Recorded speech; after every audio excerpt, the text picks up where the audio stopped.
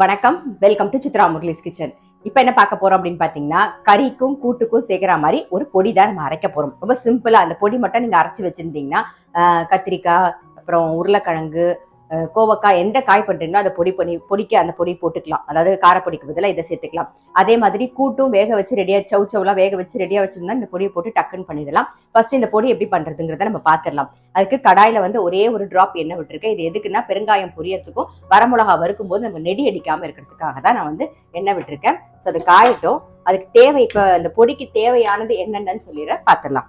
2 cup தனியா, ஒரு 3/4 cup உளுத்தம்பருப்பு, 1/2 கப்பு கடலைப்பருப்பு, 1 டீஸ்பூன் மிளகு, 1 டீஸ்பூன் சீரகம், ஒரு 3 டீஸ்பூன் வந்து அரிசி, அப்புறம் பெருங்காயம் வந்து கொஞ்சம், காரத்துக்கு தகுந்த மாதிரி வரமிளகா, அவ்வளவுதான். பெருங்காயம், இது கூடவே வரமிளகாயும் சேர்த்துடலாம்.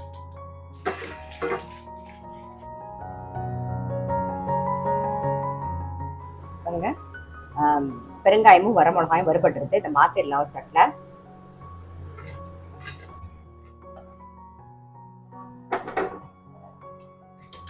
இப்போ தனியா சேர்க்க போறோம். 2 கப்பு தனியா வறுத்துக்கலாம். இப்போ ஃபர்ஸ்ட் வந்து தனியாவை வறுத்துக்கலாம். தனியா வந்து நல்லா வறுபட்டுருது.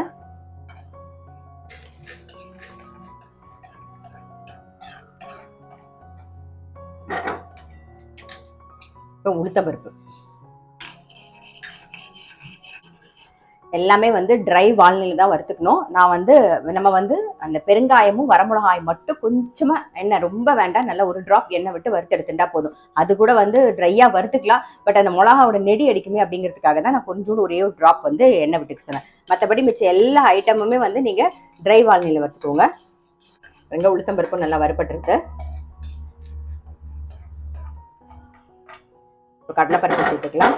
எல்லாமே வந்து சிம்ல வச்சுதான் நீங்க வந்து வறுக்கணும். கடலைப்பருப்பும் வறுபட்டு எடுத்துடலாம். இப்போ மிளகு சேர்த்துக்கலாம். மிளகு நல்லா ஒரு 1 டீஸ்பூன் சேர்த்துருக்கோம். சீரகமும் சேர்த்துடலாம். பாருங்க, மிளகு சீரகம் வந்து நல்லா பொரிய ஆரம்பிச்சிருது. இப்போ எடுத்துடலாம் நம்ம.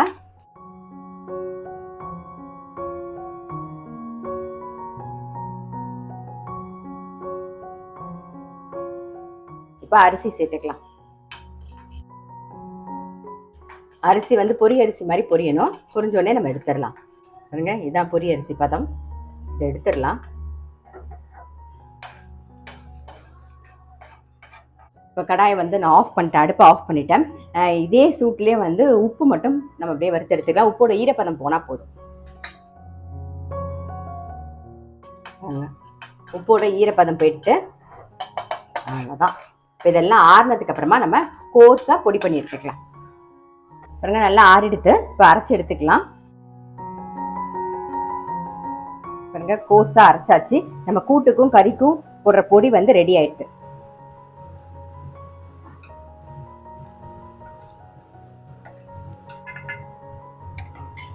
இந்த பொடி ரெடி பண்ணி வச்சிருந்தீங்கன்னா நீங்க காய்க்கும் போட்டுக்கலாம், கூட்டுக்கும் போட்டுக்கலாம். அதுக்கு நம்ம சுண்டெல்லாம் பண்ணும்போது அப்ப கூட நம்ம சேர்த்துக்கலாம். ரொம்பவே நல்லா இருக்கும். ஸோ கண்டிப்பா வந்து ட்ரை பண்ணி பாருங்க. நான் அடுத்த வீடியோல சந்திக்கிறேன்.